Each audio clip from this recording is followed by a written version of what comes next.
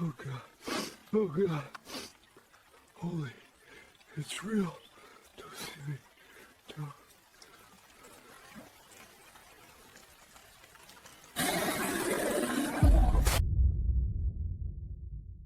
Joseph Thundercloud conferiu o nó de diamante uma última vez, passando os dedos pela corda onde ela cruzava por baixo da barriga de Molly. A égua permanecia paciente e imóvel, o vapor subindo de suas narinas no ar de outubro. Atrás dela, a armação de carga segurava 200 pounds de quartos de alce enrolados em sacos de caça, a carne já esfriando no frio da montanha. 20 anos guiando caçadores pelas Salmon River Mountains ensinaram a Joseph que um nó bem feito podia ser a diferença entre levar a carne até o início da trilha e vê-la rolar ribanceira abaixo. A manhã tinha começado bem. Seu cliente, um dentista de Boise chamado Patterson, tinha derrubado um alce macho de 6 pontas ao amanhecer. Um tiro limpo nos pulmões. O animal caiu em menos de 40 jardas. Eles passaram a manhã limpando e esquartejando a caça, trabalhando em um silêncio cúmplice, enquanto as mãos de Patterson tremiam com aquele tipo de exaustão eufórica que vem depois de uma caçada bem-sucedida. Joseph tinha mandado o homem na frente pela trilha principal, montado em seu cavalo castrado Buck, enquanto Joseph cuidava do trabalho mais lento de carregar a carne em Molly. Isso tinha sido há 4 horas. Patterson já devia estar no início da trilha, provavelmente sentado em sua caminhonete com o aquecedor ligado, checando o celular pela primeira vez em 5 dias. Joseph montou em seu segundo cavalo, um cinzento chamado Smoke, e estalou a língua. Smoke começou a andar, e Molly o seguiu pela corda guia, os cascos quebrando a fina crosta de neve que havia caído durante a noite. A trilha serpenteava por entre pinheiros Lodgepole e abetos de Douglas, subindo gradualmente em direção ao passo Thunderbolt antes de descer para a bacia onde Joseph havia estacionado sua caminhonete e o trailer naquela manhã.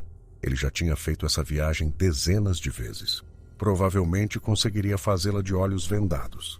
A reserva selvagem Frank Church River of No Return se estendia ao seu redor.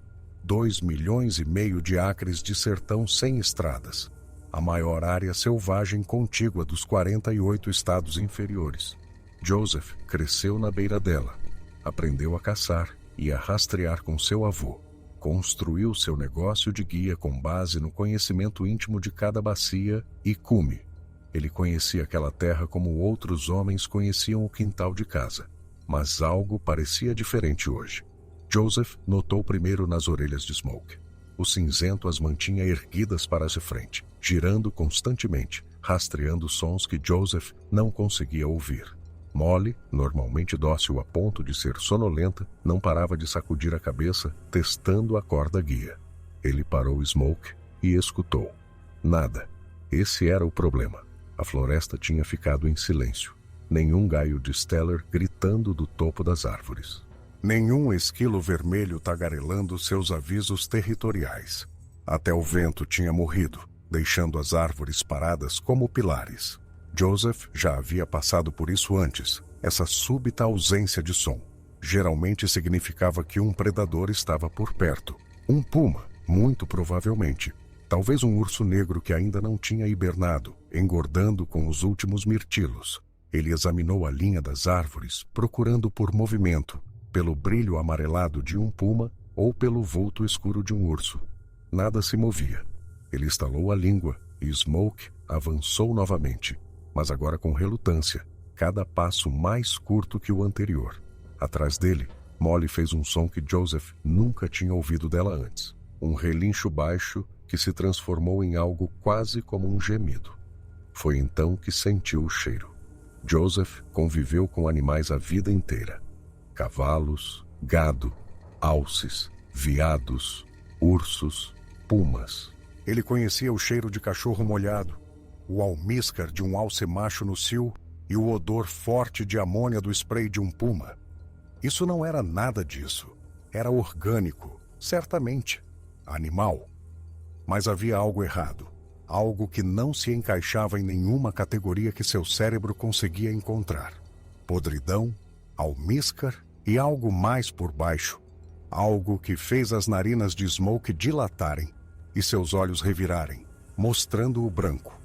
O cavalo parou. Recusou-se a avançar apesar dos incentivos de Joseph. Calma, disse Joseph, mantendo a voz baixa e firme. Calma, garoto. Ele desmontou e pegou as rédeas de Smoke, tentando guiá-lo a pé. O cavalo fincou os cascos e não se mexeu. Atrás dele, Molly agora dançava, puxando a corda guia, a armação de carga rangendo a cada movimento.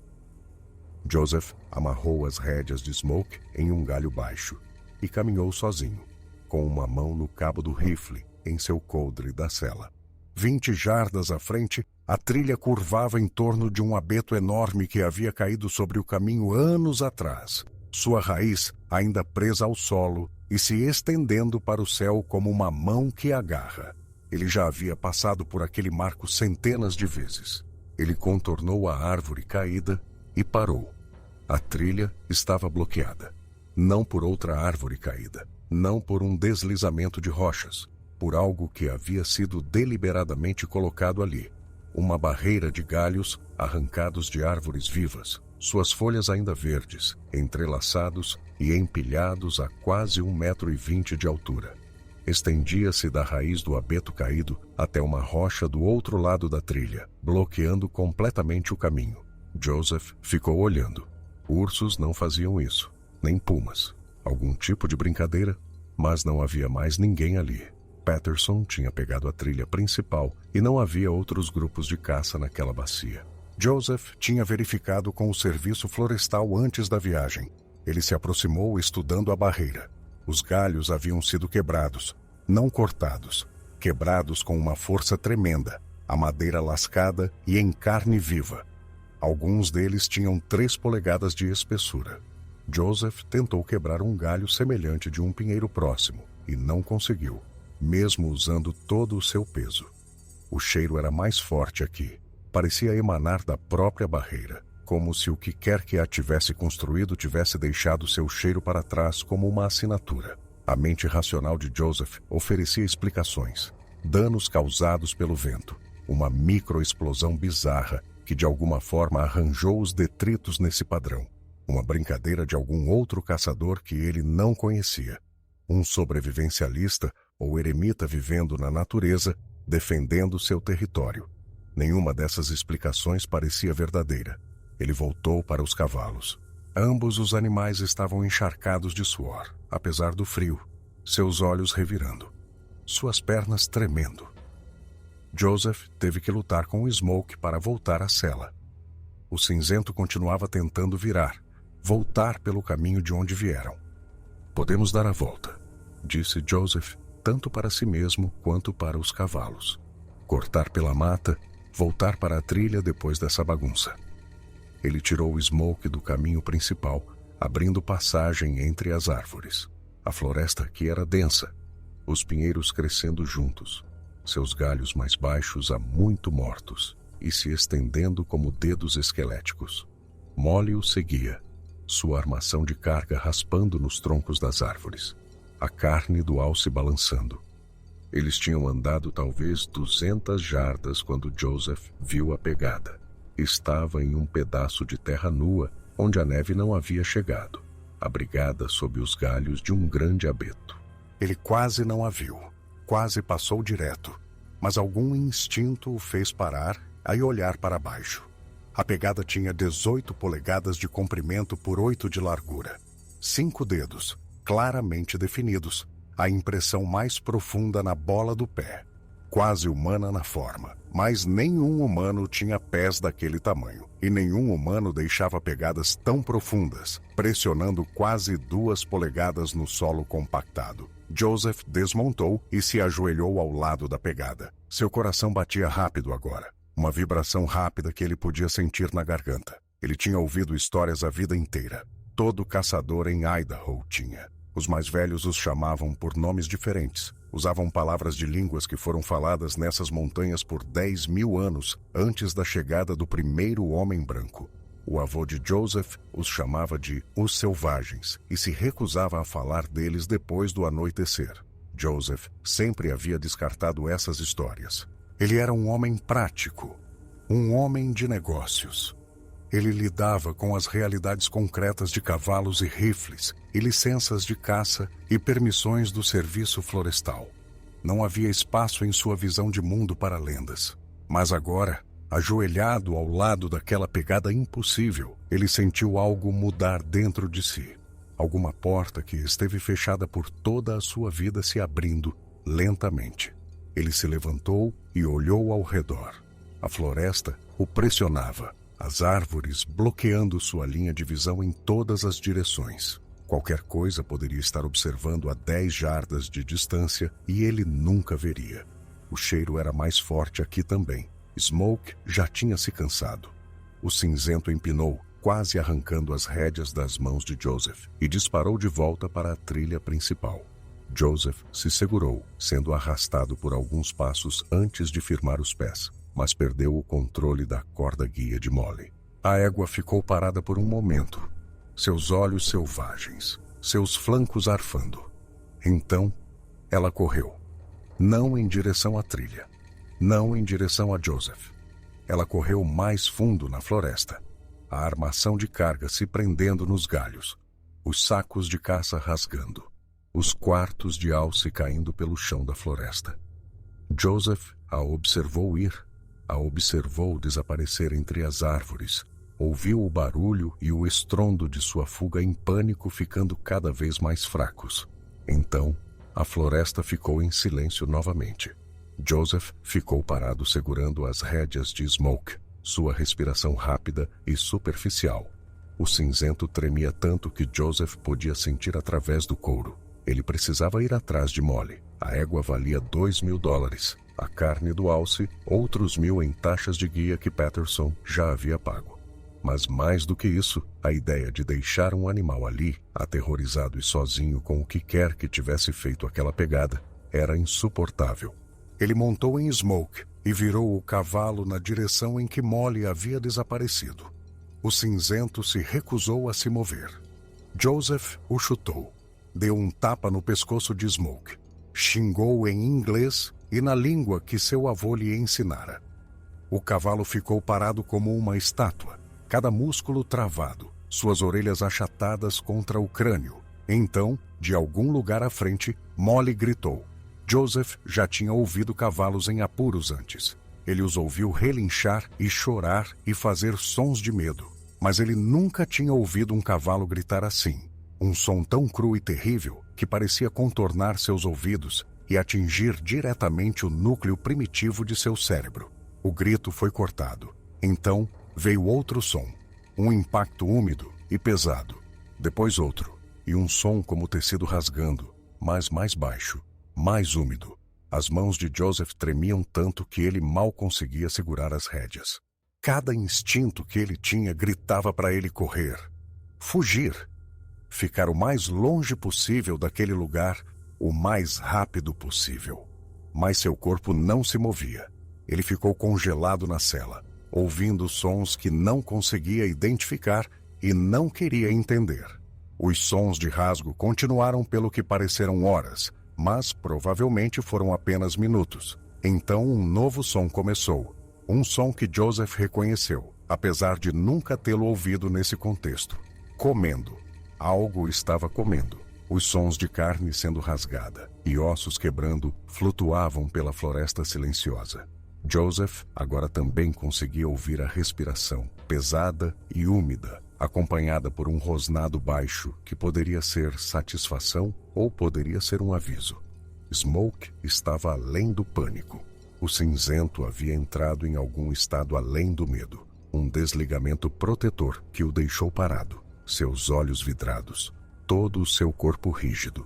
Joseph deslizou da cela o mais silenciosamente que pôde e amarrou as rédeas a um galho com dedos que pareciam pertencer a outra pessoa. Ele tinha que ver.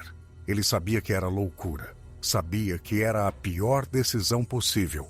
Mas algo o dominava agora. Uma compulsão mais forte que o pensamento racional. Ele tinha que saber o que estava lá fora. Tinha que ver com seus próprios olhos. Joseph avançou agachado, colocando cada pé com cuidado, evitando os troncos caídos e os galhos secos que cobriam o chão da floresta. O cheiro ficava mais forte a cada passo, tão espesso agora que ele podia senti-lo no paladar, uma película rançosa cobrindo sua língua e o fundo de sua garganta. Ele podia ver a armação de carga da égua por entre as árvores. Estava deitada de lado, as tiras cortadas ou rasgadas, a estrutura de madeira estilhaçada. Perto dali, um saco de caça havia sido rasgado, seu conteúdo espalhado. Mas aquilo no chão não era carne de alce. A cor estava errada. Joseph se aproximou. Ele podia ver Molly agora, ou o que restava dela. A égua estava deitada de lado em uma pequena clareira, suas pernas abertas em ângulos impossíveis. Ela havia sido aberta do externo à pelvis, seus intestinos derramados no chão da floresta em espirais cinzentas e brilhantes. O vapor subia de seus órgãos expostos no ar frio. Seu pescoço estava dobrado para trás, sua cabeça torcida quase para encarar seus próprios quartos traseiros, e seus olhos olhavam sem ver para o céu. E agachado sobre ela, de costas para Joseph, havia algo que não deveria existir. Era enorme. Mesmo curvado sobre a carcaça, seus ombros se erguiam mais alto do que a cabeça de Joseph, se ele estivesse de pé. Pelos escuros cobriam seu corpo, emaranhados e grossos, incrustados de sujeira, sangue velho e coisas que Joseph não queria identificar. Seus braços eram impossivelmente longos, com músculos salientes, terminando em mãos que eram quase humanas. Mas não exatamente. Os dedos grossos demais. As unhas compridas e curvas demais. Estava se alimentando, arrancando tiras de carne da carcaça de Molly e enfiando-as em uma boca que Joseph não conseguia ver. Os sons úmidos de mastigação enchiam a clareira. Ocasionalmente, ele parava, e aquele rosnado baixo começava novamente, um som que Joseph agora reconhecia como contentamento. O corpo de Joseph tomou a decisão antes que sua mente pudesse acompanhar. Ele deu um passo para trás, lento e cuidadoso. Depois outro. Então seu calcanhar prendeu em uma raiz, e ele tropeçou. A cabeça da criatura se virou bruscamente.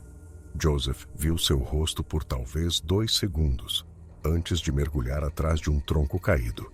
Mas esses 2 segundos foram suficientes para marcar a imagem em sua memória para sempre. Era simiesco. Essa foi sua primeira impressão. Como o rosto de um gorila, mas alongado, a arcada supraciliar mais pronunciada, a mandíbula mais longa e pesada. Seu nariz era largo e achatado, as narinas se dilatando enquanto farejava o ar. Seus lábios estavam arreganhados, mostrando dentes que eram grandes demais, numerosos demais, amarelados e manchados de sangue fresco. Mas foram os olhos que pararam o coração de Joseph. Não eram olhos de animal, tampouco eram olhos humanos. Eram algo no meio, algo que continha inteligência e fome, e um terrível e antigo reconhecimento. A criatura olhou para ele, e Joseph soube que ela sabia. Sabia que ele estava ali, sabia que ele estivera observando, sabia que ele era uma presa. Então Joseph estava atrás do tronco, pressionando seu corpo contra a terra fria o mais reto que conseguia. Ele podia ouvi-lo se movendo, passos pesados, galhos quebrando, aquele rosnado baixo ficando mais alto. Ele podia sentir seu cheiro agora também, tão perto que o fedor era sufocante. Ele pressionou o rosto na terra, fechou os olhos com força e tentou se tornar menor, invisível, algo que não valesse o esforço de matar. Os passos pararam.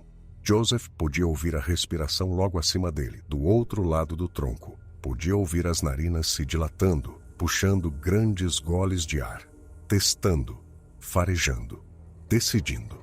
Segundos se passaram. Cada um se estendeu por uma eternidade. Então os passos recomeçaram, afastando-se, de volta à clareira, de volta à carcaça de Molly. Os sons de alimentação recomeçaram. Joseph ficou atrás daquele tronco por 4 horas, Ele sabia o tempo porque conseguia ver seu relógio quando virava a cabeça ligeiramente, movendo-se tão devagar que cada centímetro levava minutos. Ele observou os ponteiros rastejarem pelo mostrador, marcando cada quarto de hora, cada meia hora, cada hora eterna. A criatura comeu. Às vezes parava, e Joseph a ouvia se mover pela clareira, e todo o seu corpo se contraía de terror. Mas sempre voltava para a carcaça, de volta para se alimentar. Os sons eram a pior parte. Joseph havia esquartejado animais a vida inteira. Ele conhecia os sons da carne sendo separada do osso, das articulações sendo deslocadas, da cartilagem estalando. Mas ouvir esses sons aplicados a Molly, a um animal que ele havia criado desde potra, um animal que confiava nele completamente, era quase mais do que ele podia suportar. Ele ouviu a criatura quebrar as costelas de Molly uma por uma, metodicamente, como um homem descascando lagostins. Ele a ouviu sugar a medula dos ossos de suas pernas.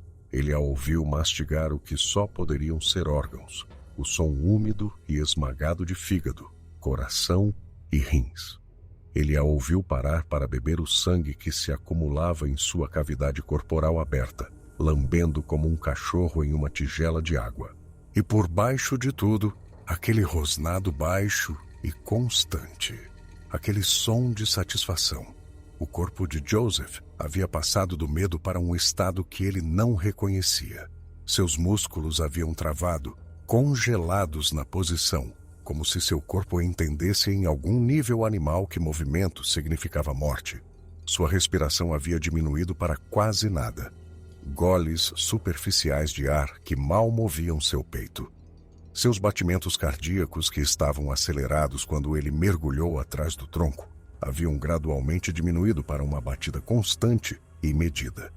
Ele estava em modo de sobrevivência, puro e antigo, programado em seu DNA por milhões de anos de evolução. Seus ancestrais haviam sobrevivido a predadores antes. Ursos das cavernas, tigres dentes de sabre e lobos gigantes. Eles sobreviveram fazendo exatamente isso, ficando imóveis, silenciosos, invisíveis. Joseph se tornou invisível. A luz da tarde desapareceu. As sombras se alongaram pelo chão da floresta. A temperatura caiu, e os dedos das mãos e dos pés de Joseph começaram a ficar dormentes. Ele não se moveu, não tremeu, não fez nada que pudesse atrair a atenção da coisa na clareira. Os sons de alimentação se tornaram menos frequentes à medida que a luz falhava. Longas pausas entre as sessões de mastigação. Joseph arriscou uma olhada em seu relógio. Quase 4 horas. Talvez 2 horas de luz restantes. Então a criatura se moveu. Joseph a ouviu se levantar. Ouviu o estalo de suas articulações. Ouviu um arroto longo e úmido que pareceu durar para sempre. Ele a ouviu se mover pela clareira, passos pesados circulando os restos da carcaça de Molly. Então, os passos começaram a vir em sua direção. Joseph parou de respirar. Os passos se aproximaram. Mais perto. Ele podia ouvir a respiração da criatura agora, ainda úmida da alimentação, ainda carregando aquele rosnado baixo de contentamento. Ele podia sentir seu cheiro, tão perto que o fedor parecia ter peso físico, pressionando-o como um cobertor. Os passos pararam diretamente do outro lado do tronco. Joseph ouviu um farejar, respirações profundas e investigativas. A criatura o estava farejando, tentando localizá-lo pelo cheiro. Ele pressionou o rosto com mais força na terra, apertou os braços contra o corpo, tornou-se o menor possível. Uma mão apareceu por cima do tronco. Joseph a viu pelo canto do olho, enorme, coberta de pelos escuros, os dedos terminando em unhas curvas que eram quase garras. Ela agarrou o topo do tronco a menos de 1 metro da cabeça de Joseph. Ele podia ver a sujeira encrostada sob as unhas, podia ver sangue velho e seco nas dobras da palma. A mão permaneceu ali por um longo momento, testando, curiosa. Então se retirou. Os passos se afastaram. Joseph ouviu a criatura deixar a clareira. Ouviu-a abrir caminho pela vegetação rasteira. Ouviu os sons de sua passagem ficando cada vez mais fracos até que o silêncio retornou à floresta. Ele não se moveu. Ele ficou ali por mais 1 hora, ouvindo, esperando, certificando-se absolutamente. A floresta lentamente voltou à vida ao seu redor. Um gaio de Stellar cantou em algum lugar à distância. Um esquilo começou a tagarelar. Sons normais. Sons de vida. Só então Joseph levantou a cabeça. A clareira estava vazia. A criatura tinha ido embora. O que restava de Molly era pouco reconhecível. Ossos espalhados, despojados de carne, pedaços de couro no chão como trapos descartados. Seu crânio rachado, a cavidade cerebral vazia. Seus cascos, ainda presos à parte inferior das pernas, os tendões roídos até não sobrar nada. Joseph se levantou com pernas que não queriam funcionar. Seu corpo inteiro tremia agora, o medo que ele havia suprimido por 4 horas, finalmente rompendo.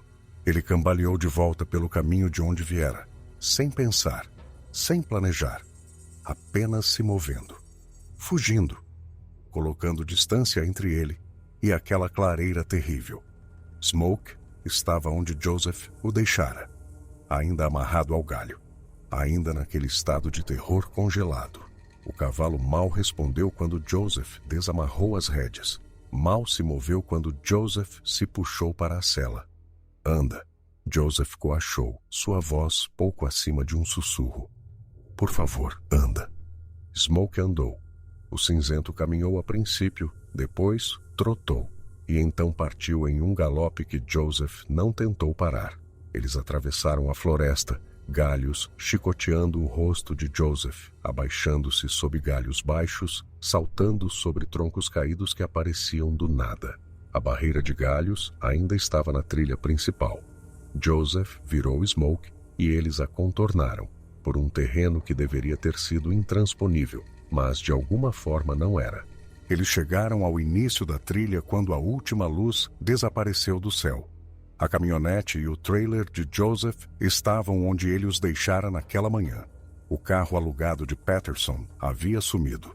O homem aparentemente se cansou de esperar e voltou para Boise. Joseph não o culpou. Ele mal registrou a ausência. Ele colocou Smoke no trailer com as mãos tremendo tanto que mal conseguia operar as travas. O cavalo entrou de bom grado, praticamente subindo, tão desesperado para deixar aquele lugar quanto Joseph. Joseph entrou em sua caminhonete, ligou o motor e dirigiu. Ele não parou até chegar aos arredores de Challis, a 40 milhas de distância. O posto de gasolina brilhava com luzes fluorescentes.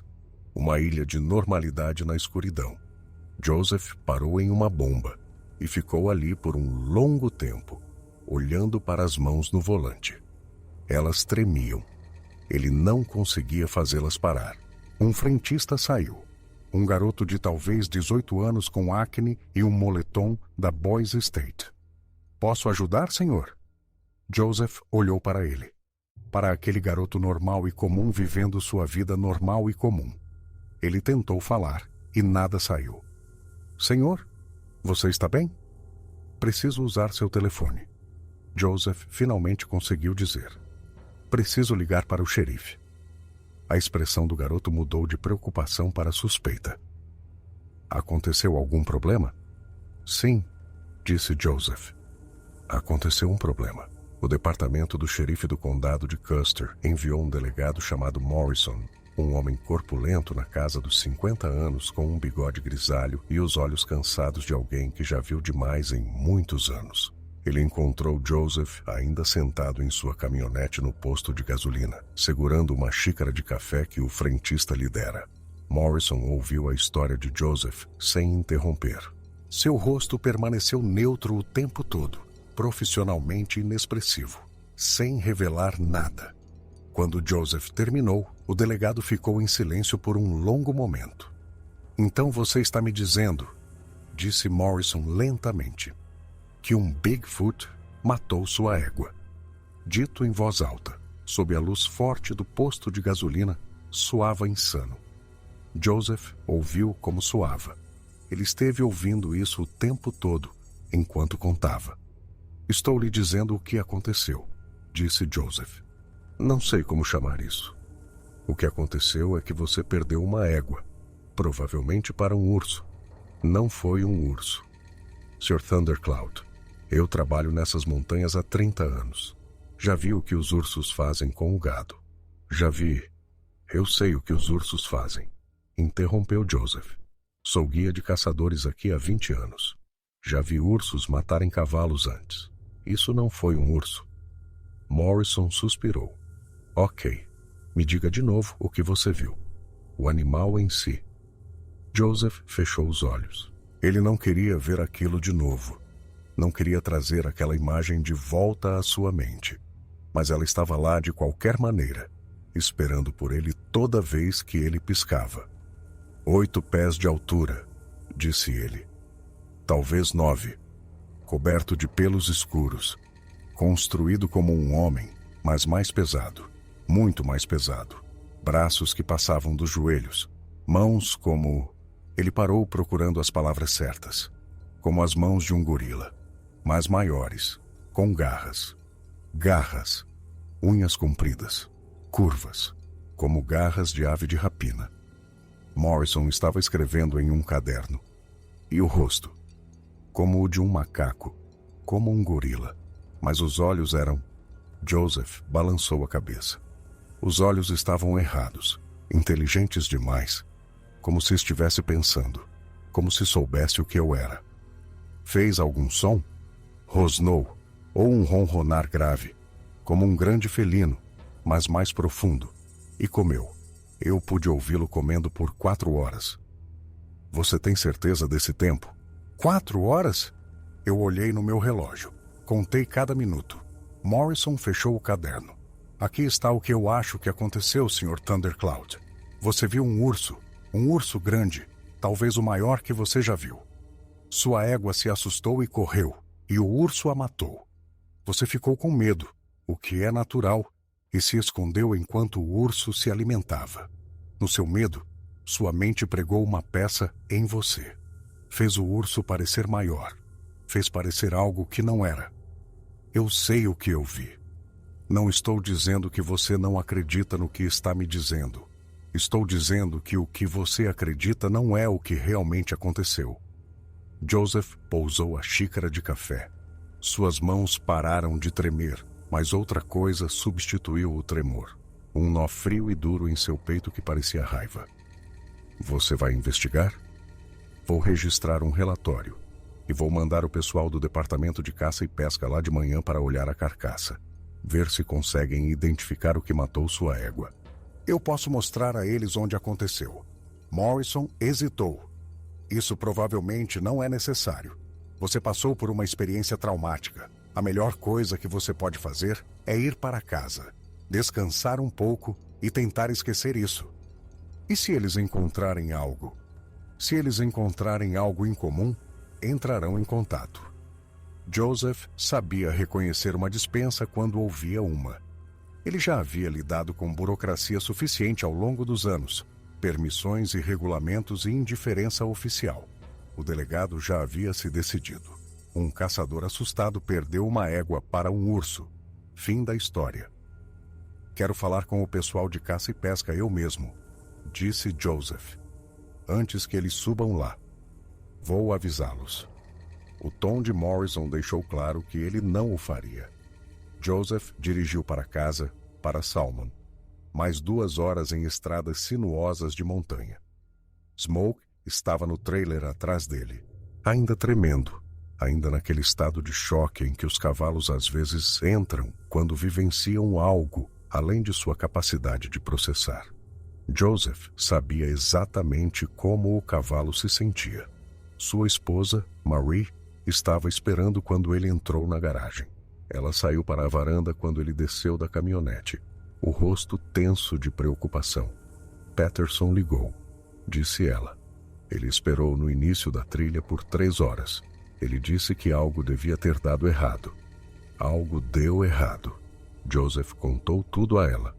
Ele se sentou à mesa da cozinha, a mesma mesa onde eles haviam compartilhado milhares de refeições ao longo de 30 anos de casamento, e contou sobre a barreira e as pegadas e o grito de Molly e as 4 horas atrás do tronco.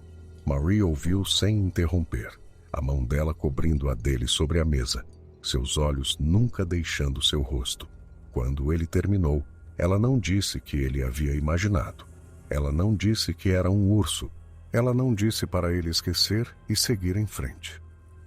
Minha avó costumava falar sobre os selvagens, disse ela em voz baixa. Ela dizia que eles estavam aqui antes das pessoas, antes mesmo das montanhas. Ela dizia que eles estariam aqui depois que nós nos fôssemos. Você acredita que eles são reais? Marie ficou quieta por um momento. Eu acredito que minha avó sabia de coisas. Coisas que não cabiam em livros ou mapas. Coisas que os antigos entendiam e as pessoas novas esqueceram. O que ela dizia sobre eles? Os selvagens? Ela dizia que eles ficam na deles. Não querem nada conosco. Só querem ser deixados em paz. Marie fez uma pausa. Ela também dizia que se você visse de verdade, você ficava marcado. Ele agora sabe quem você é. Ele sempre saberá. Joseph pensou naquela mão aparecendo por cima do tronco.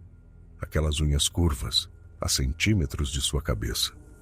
A criatura sabia que ele estava lá e escolheu não matá-lo. Por quê? Ele não dormiu naquela noite. Toda vez que fechava os olhos, estava de volta atrás daquele tronco, ouvindo os sons de Molly sendo despedaçada. Ele ficou deitado na cama olhando para o teto, enquanto Marie respirava suavemente ao seu lado e tentava entender o que havia acontecido. Ele não conseguia. A parte racional de sua mente insistia que devia haver uma explicação. Um macaco que escapou de algum zoológico ou centro de pesquisa. Uma farsa, de alguma forma, embora ele não conseguisse imaginar quem a perpetraria ou por quê. Uma alucinação causada por estresse ou altitude ou alguma planta que ele tocou sem saber. Mas nenhuma dessas explicações se sustentava. Ele guiava caçadas nessas montanhas há 20 anos. Ele sabia a diferença entre realidade e fantasia. Ele sabia o que tinha visto. O que ele tinha visto era impossível. Ao amanhecer, Joseph se levantou e foi ver Smoke. O cinzento estava no canto de sua baia, ainda tremendo, ainda se recusando a comer. Joseph passou as mãos pelo pelo do cavalo, falando baixinho, tentando oferecer um conforto que ele mesmo não sentia. Eu sei, ele murmurou. Eu sei, garoto. Eu também vi. A oficial do Departamento de Caça e Pesca apareceu por volta das 10. Seu nome era Chen, e ela era jovem, provavelmente recém-saída da faculdade, com uma prancheta e uma expressão ansiosa que sugeria que ela ainda acreditava que seu trabalho poderia fazer a diferença. Joseph a observou entrar em sua garagem e sentiu algo afundar em seu peito. Morrison não o levara a sério o suficiente para enviar um oficial sênior. Sr. Thundercloud, sou a oficial Chen, do Departamento de Caça e Pesca de Idaho. O delegado Morrison me pediu para dar seguimento ao seu relatório. Joseph a levou para dentro e contou sua história novamente. Desta vez, ele observou suas reações. Observou a maneira como sua expressão mudou de interesse profissional para um ceticismo mal disfarçado. Quando ele terminou, ela o olhava da maneira como as pessoas olham para uma criança que insiste que há um monstro debaixo da cama. Agradeço por compartilhar isso, disse ela, fazendo anotações em sua prancheta. Pode me dar as coordenadas de GPS de onde o incidente ocorreu? Joseph pegou a localização em seu telefone e leu os números. Chen os anotou com a eficiência mecânica de alguém que está apenas cumprindo um protocolo. Enviaremos uma equipe lá esta tarde para investigar. Eu quero ir com eles. Chen hesitou. Isso não é procedimento padrão. Essas investigações... Eu conheço aquelas montanhas melhor do que qualquer um que vocês possam enviar. E sei exatamente onde aconteceu. Eu entendo, mas... aquela coisa ainda está lá fora.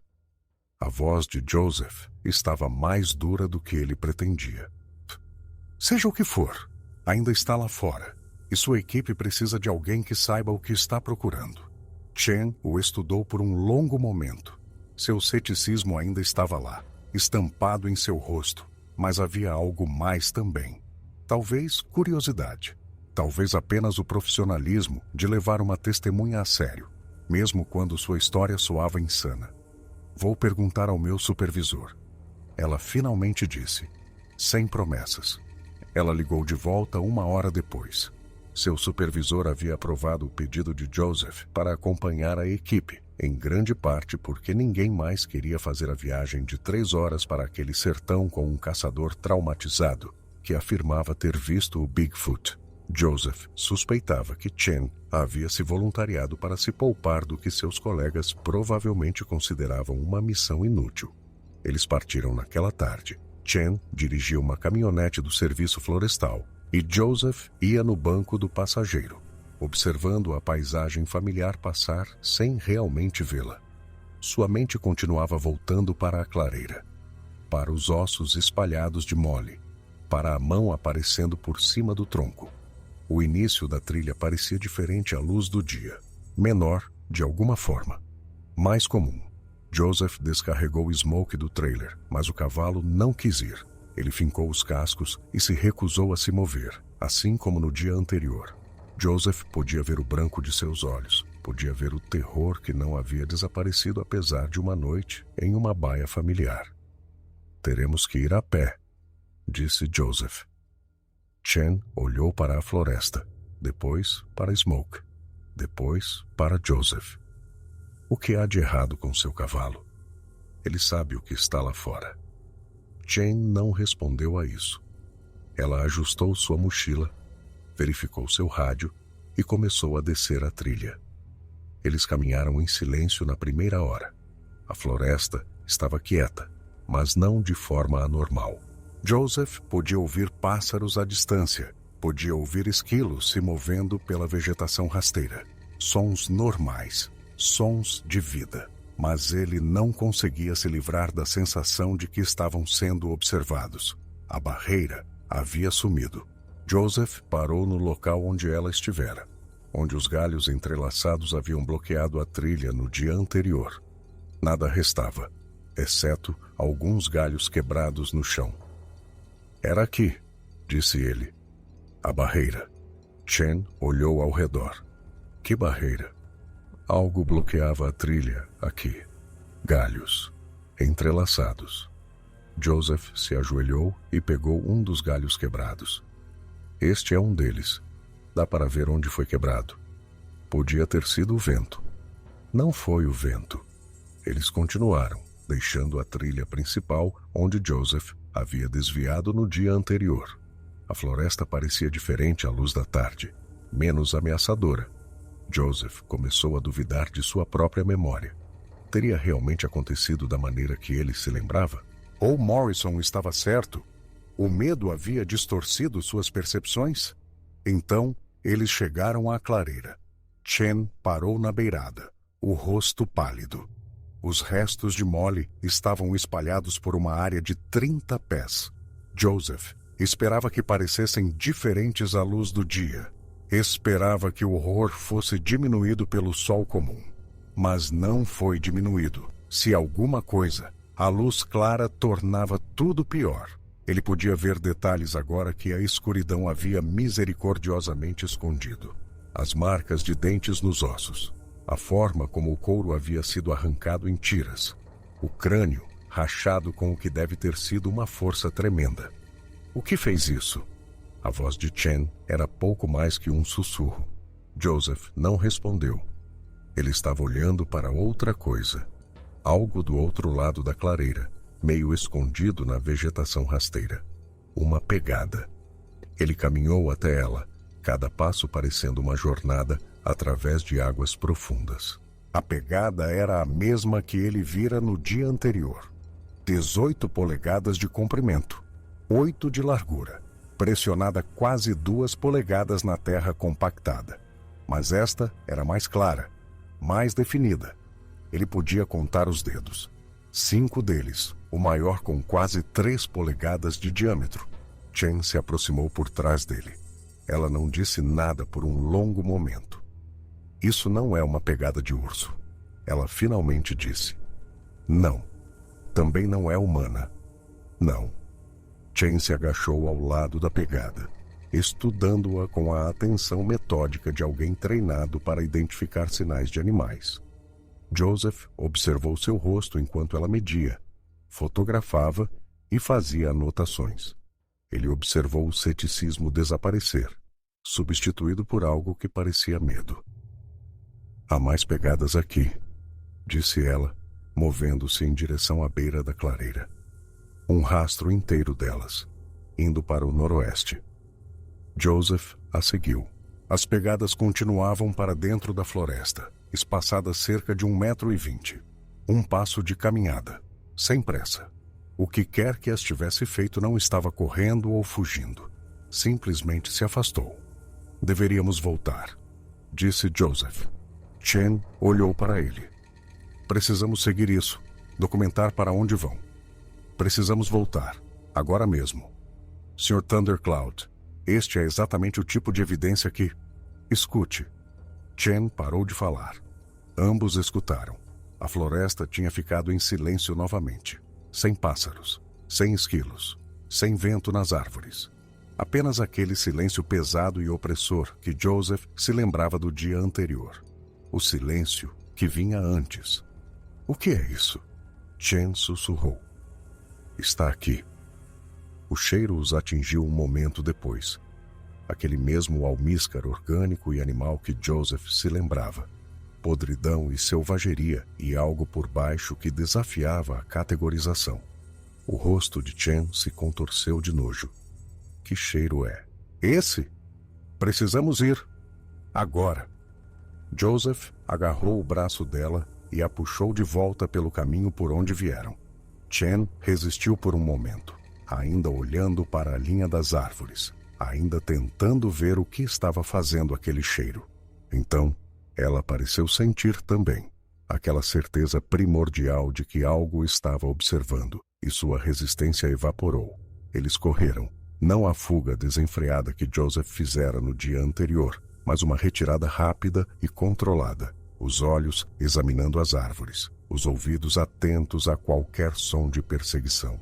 O cheiro os seguia, às vezes mais forte, às vezes mais fraco, como se o que quer que o estivesse produzindo estivesse circulando-os, rastreando o seu progresso. Eles saíram das árvores no início da trilha bem quando o sol tocava o horizonte. Smoke estava onde o deixaram, ainda se recusando a se mover. Seus olhos revirando o branco quando os viu emergir da floresta. Chen respirava com dificuldade, o rosto pálido, sua compostura profissional completamente desaparecida. Ela procurou seu rádio com as mãos trêmulas. Aqui é Chen. Preciso relatar um incidente com vida selvagem. Localização é o início da trilha do Passo Thunderbolt. Estática. Nenhuma resposta. Ela tentou de novo. A mesma estática. As montanhas bloqueavam os sinais por ali. Joseph havia dito isso a ela antes de começarem. Ela deveria saber. Precisamos ir, disse Joseph. Voltar para a cidade. Relatar isso pessoalmente. Chen assentiu. Ela olhou mais uma vez para a linha escura da floresta atrás deles, para as sombras se acumulando sob as árvores, e algo em seu rosto mudou. O ceticismo havia desaparecido completamente. Em seu lugar, havia um reconhecimento que Joseph entendia muito bem. Ela acreditava nele. Eles voltaram para Salmon em silêncio. Chen continuava olhando no espelho retrovisor, observando a estrada atrás deles, observando a escuridão crescer. Joseph olhava para frente, as mãos pressionadas contra as coxas para impedi-las de tremer. No escritório do Departamento de Caça e Pesca, o supervisor de Chen estava esperando. Seu nome era Barrett, um homem corpulento na casa dos 60 anos com uma barba espessa e o tipo de bronzeado permanente que vem de décadas ao ar livre. Ele ouviu o relatório de Chen com uma expressão de incredulidade crescente. Deixe-me ver se entendi, disse ele quando ela terminou. Você encontrou algumas pegadas grandes, e sentiu um cheiro ruim. E com base nisso você está sugerindo que a égua do Sr. Thundercloud foi morta por um... O que exatamente? Eu não sei o que a matou. disse Chen. Mas não foi um urso. As pegadas não correspondem a nenhuma espécie em nosso banco de dados. E o tamanho? Você as mediu? 18 por 8 polegadas. Quase 2 polegadas de profundidade em solo compactado. Barrett bufou. Parece uma farsa. Quem faria uma farsa assim, no meio da natureza selvagem? E como eles forjariam uma pegada tão profunda? As pessoas fazem coisas loucas. Existe toda uma indústria paralela de caçadores de Bigfoot por aí, fazendo pegadas falsas, forjando evidências. Provavelmente algum entusiasta de criptozoologia tentando fabricar provas. E a égua? Joseph perguntou em voz baixa. Algum farsante despedaçou um animal vivo com as próprias mãos? A expressão de Barrett vacilou. Poderia ter sido um urso grande. Você sabe que não foi um urso. Eu não sei nada disso. O que eu sei é que você teve uma experiência traumática, Sr. Thundercloud. Você perdeu um animal. Você ficou com medo. Sua mente preencheu as lacunas com algo saído de uma história de fogueira. Ele se virou para Chen. Quero que você registre isso como um ataque de urso. Predador desconhecido, provavelmente. Ursos americanos. Vou notificar o serviço florestal para colocar placas de aviso naquela área. Senhor, a evidência mostra predação animal. Todo o resto é especulação. A voz de Barrett endureceu. Este escritório lida com fatos, Chen, não com lendas. Joseph saiu sem dizer mais uma palavra. Não adiantava discutir. Barrett já havia se decidido. Provavelmente antes mesmo de Chen começar a falar. A história era impossível demais, ameaçadora demais para tudo o que ele acreditava sobre o mundo em que trabalhava. Mais fácil descartá-la. Mais fácil rotulá-la como histeria, ou farsa, ou simples identificação errônea. Joseph entendia. Ele gostaria de poder fazer o mesmo. Ele dirigiu para casa enquanto a escuridão caía. Marie estava esperando na varanda novamente, e quando viu seu rosto, não perguntou o que havia acontecido. Ela apenas o abraçou e o segurou enquanto ele ficava ali, olhando para as montanhas que se erguiam negras contra o céu estrelado. A revista de Boise o encontrou 3 semanas depois. Joseph não sabia como eles tinham ouvido falar. Alguém no escritório do xerife falou, ou alguém no departamento de caça e pesca. Essas histórias tinham um jeito de vazar, espalhando-se pelas redes de entusiastas da vida ao ar livre e caçadores de criptídeos que acompanhavam cada avistamento incomum, cada incidente inexplicado. A escritora era uma mulher chamada Sandra Ortiz, e ela era diferente dos oficiais com quem Joseph havia lidado. Ela ouviu sua história sem interromper, sem sorrir com desdém, sem o peso do ceticismo oficial pressionando cada palavra. Ela fez perguntas que mostravam que havia feito sua lição de casa. Perguntas sobre a localização específica, o comportamento da criatura, as pegadas que Chen havia fotografado. A oficial Chen lhe deu as fotografias? Joseph perguntou. Extraoficialmente. Ela está perturbada com o que viu. Ela acha que Barrett está errado em descartar o caso. Barrett quer que isso desapareça. A maioria das pessoas quer. Esse tipo de história ameaça algo fundamental. A ideia de que sabemos o que existe lá fora. Que o mundo está mapeado, medido e compreendido. Ortiz se inclinou para a frente. Mas você sabe que é diferente agora, não é, Sr. Thundercloud? Joseph pensou na clareira. Nos gritos de Molly, na mão aparecendo por cima do tronco.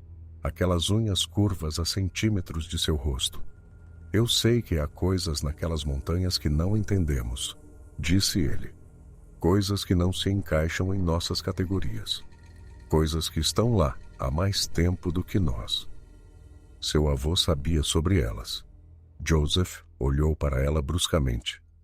Como você sabe disso? Eu pesquiso esta área há anos. Os Lemmy-Shoshone tinham nomes para essas criaturas. Histórias que remontam a centenas de gerações.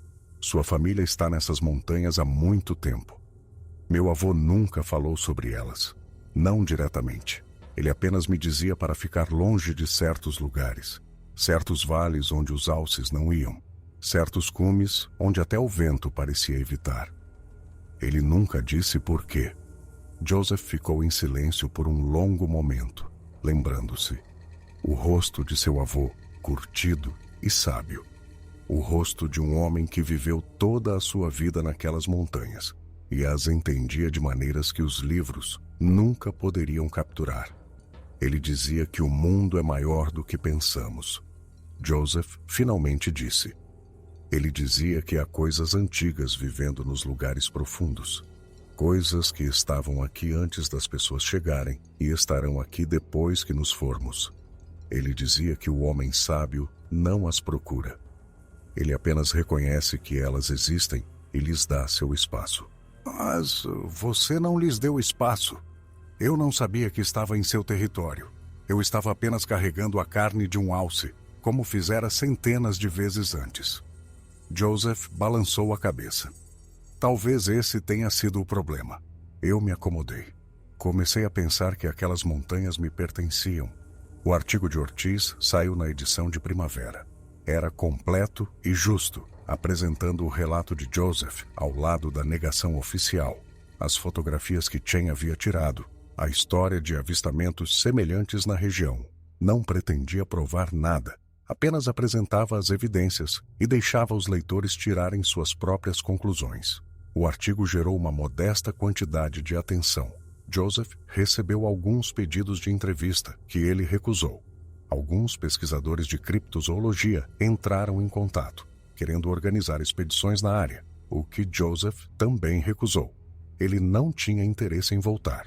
Nenhum interesse em ajudar outros a encontrar o que ele encontrou. Ele vendeu seu negócio de guia naquele verão.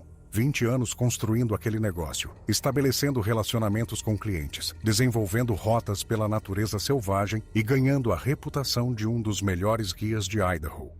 Ele vendeu tudo para um homem mais jovem chamado Roberts, um ex-aluno que passara 3 temporadas aprendendo o ofício sob a supervisão de Joseph.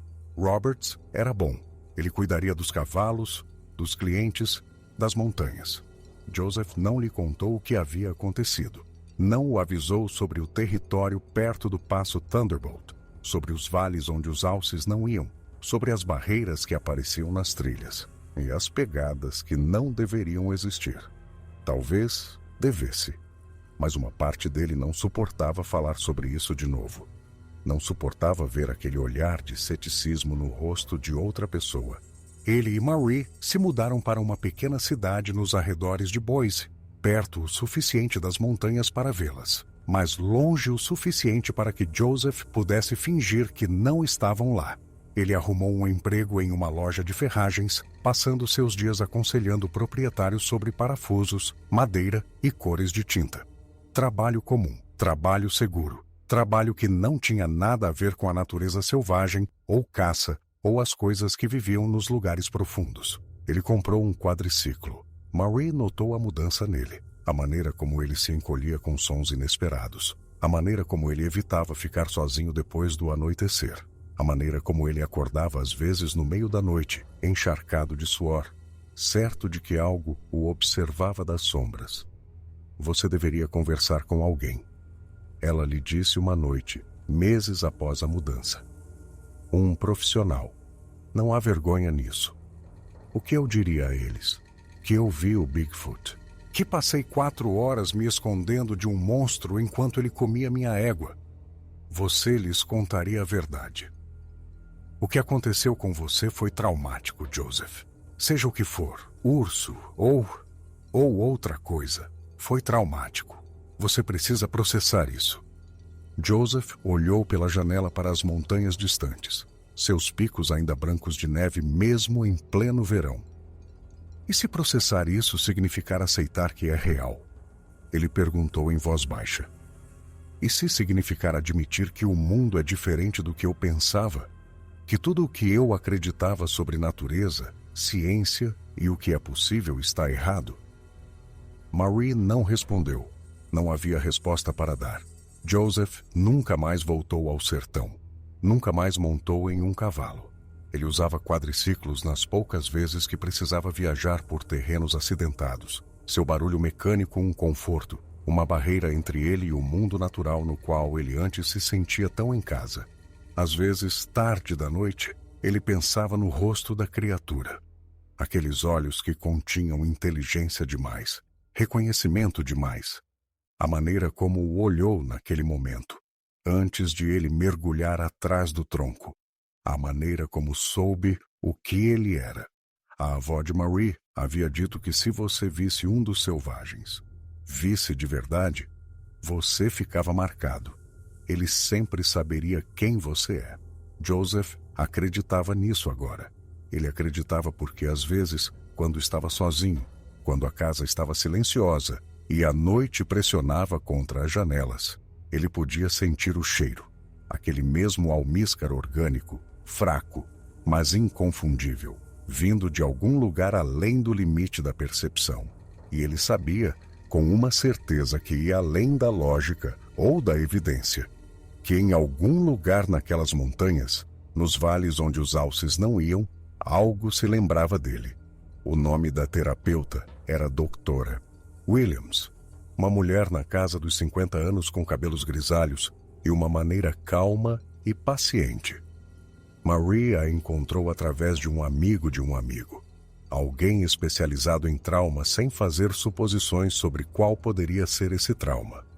Joseph resistiu a ir por meses, mas, eventualmente, os pesadelos o venceram, as noites sem dormir, a maneira como ele não conseguia fechar os olhos sem ver aquela clareira. Ele contou a história à doutora Williams, tudo, desde o primeiro sinal estranho até as 4 horas atrás do tronco e os meses de consequências. Ela ouviu sem interromper, sem mostrar o ceticismo que Joseph esperava. "O que você acredita que aconteceu?" Ela perguntou quando ele terminou. "Eu não sei." "Mas você acredita que algo incomum ocorreu? Algo fora dos limites da experiência normal?" Joseph assentiu lentamente. "Eu vi o que vi. Ouvi o que ouvi. Senti o cheiro. Senti. Cada parte do meu corpo me dizia a mesma coisa. Isso é real. Isso está acontecendo. Isso é algo que eu nunca encontrei antes." E ainda assim, sua mente racional tem dificuldade em aceitar isso. Minha mente racional diz que é impossível. Não há espaço na biologia, na evolução, em nenhuma estrutura científica para uma criatura como aquela. Mas sua mente racional também sabe o que você vivenciou. A evidência sensorial direta. Sim, a doutora Williams ficou em silêncio por um momento. "Na minha experiência, eventos traumáticos muitas vezes criam um tipo de cisão na psique. Uma parte de nós sabe o que aconteceu, o que vimos, sentimos e ouvimos. Outra parte não consegue integrar esse conhecimento. Não consegue fazê-lo se encaixar com o resto de nossa visão de mundo. O trabalho de cura muitas vezes consiste em colocar essas duas partes em diálogo. Encontrar uma maneira de sustentar ambas as verdades ao mesmo tempo. Ambas as verdades que você vivenciou algo real e aterrorizante. E que o mundo ainda é um lugar coerente onde você pode se sentir seguro." Joseph pensou sobre isso. E se essas duas coisas forem incompatíveis? E se o mundo não for seguro?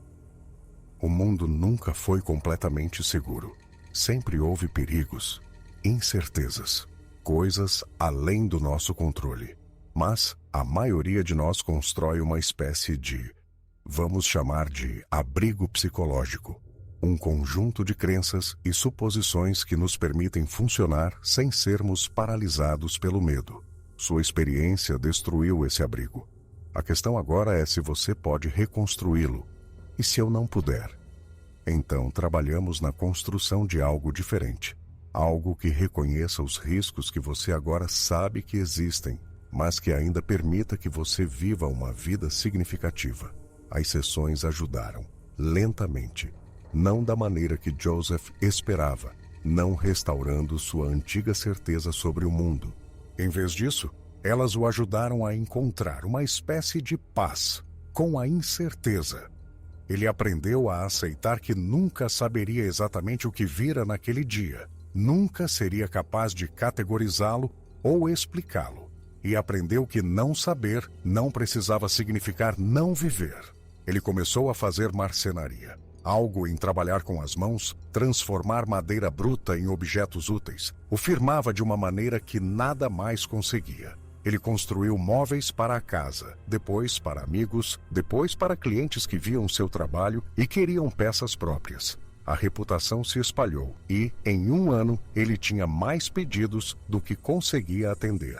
Marie o observava se curar com uma satisfação silenciosa que raramente colocava em palavras. Mas às vezes, quando o pegava absorto em esculpir a perna de uma cadeira ou lixar o tampo de uma mesa, ela sorria de uma forma que fazia Joseph sentir que talvez as coisas ficassem bem. Quase 2 anos após o incidente, Joseph recebeu uma carta. O endereço do remetente era da Universidade de Idaho, Departamento de Antropologia. Ele a abriu, esperando outro pedido de entrevista, outro convite para expedição, outra tentativa de arrastá-lo de volta para um mundo que ele estava tentando esquecer. Em vez disso, ele encontrou uma fotografia. A foto mostrava uma pegada na neve, claramente definida, com 18 polegadas de comprimento e 8 de largura. 5 dedos, o maior com quase 3 polegadas de diâmetro. A forma era inconfundível. Uma nota manuscrita acompanhava a fotografia. Sr. Thundercloud. Esta pegada foi encontrada em fevereiro passado na reserva selvagem Frank Church River of No Return, a aproximadamente 3 milhas do local do seu incidente relatado. Foi fotografada por um guarda florestal que realizava uma pesquisa de inverno. O guarda, que pediu para não ser identificado, acredita que você deveria vê-la. Eu pesquiso avistamentos relatados nesta região há 15 anos. Seu relato, conforme publicado no artigo da Sra. Ortiz, é um dos mais detalhados e críveis que encontrei. Se você estiver disposto a falar mais, por favor, entre em contato comigo no endereço acima. Doutora Helen Kowalski. Joseph olhou para a fotografia por um longo tempo, a 3 milhas da clareira, a 3 milhas de onde Molly morrera. 2 anos depois, e o que quer que a tivesse matado ainda estava lá, ainda se movendo por aquelas montanhas, ainda deixando rastros que a ciência não conseguia explicar. Ele pensou no aviso que seu avô lhe dera. Fique longe de certos lugares, certos vales onde os alces não iam. Os selvagens não queriam ser encontrados, eles só queriam ser deixados em paz. Joseph guardou a fotografia em uma gaveta e escreveu uma breve resposta à doutora Kowalski, recusando seu convite para falar mais. Ele não tinha mais nada a dizer. Nada que ajudasse alguém a entender o que estava lá fora. Algumas verdades não foram feitas para serem entendidas. Alguns mistérios não foram feitos para serem resolvidos. Ele voltou para sua marcenaria, para sua vida tranquila na pequena cidade nos arredores de Boise. Mas às vezes, no final da tarde, quando o sol estava se pondo e as montanhas se tornavam douradas e roxas contra o céu escurecendo, ele ficava em sua varanda e olhava para aqueles picos distantes.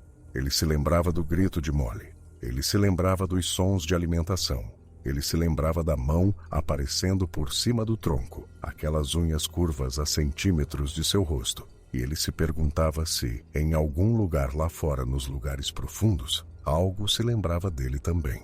Os pesadelos nunca pararam completamente. Vinham com menos frequência agora, semanas ou às vezes meses entre os episódios, mas sempre voltavam eventualmente. O mesmo sonho, sempre o mesmo. Ele estava atrás do tronco novamente, ouvindo os sons de Molly sendo despedaçada, incapaz de se mover, de correr, de fazer qualquer coisa a não ser ficar ali e esperar. Mas o sonho havia mudado com o tempo. Nos primeiros meses, terminava com a mão da criatura aparecendo por cima do tronco, aqueles dedos enormes o alcançando, e Joseph acordava gritando de terror. Agora, porém, o sonho continuava além daquele momento. A mão aparecia, parava e então se retirava. E Joseph ouvia uma voz. Não palavras exatamente, mas como um sentimento pressionado diretamente em sua mente. Fique longe. Ele não sabia se a voz era uma memória, um aviso, ou apenas seu cérebro traumatizado tentando dar sentido ao que havia acontecido. Talvez os três. Não importava. A mensagem era clara. Ele fora autorizado a viver, receber uma segunda chance, e o preço daquela misericórdia era ficar longe, esquecer, voltar à sua vida comum e nunca mais retornar. Era um preço que Joseph estava disposto a pagar. Ele nunca mais falou sobre o incidente depois disso. Nem com Marie, nem com a doutora Williams, nem com ninguém. Quando as pessoas perguntavam sobre sua carreira como guia, ele contava histórias sobre caçadas de alces, vistas da montanha e noites passadas sob as estrelas.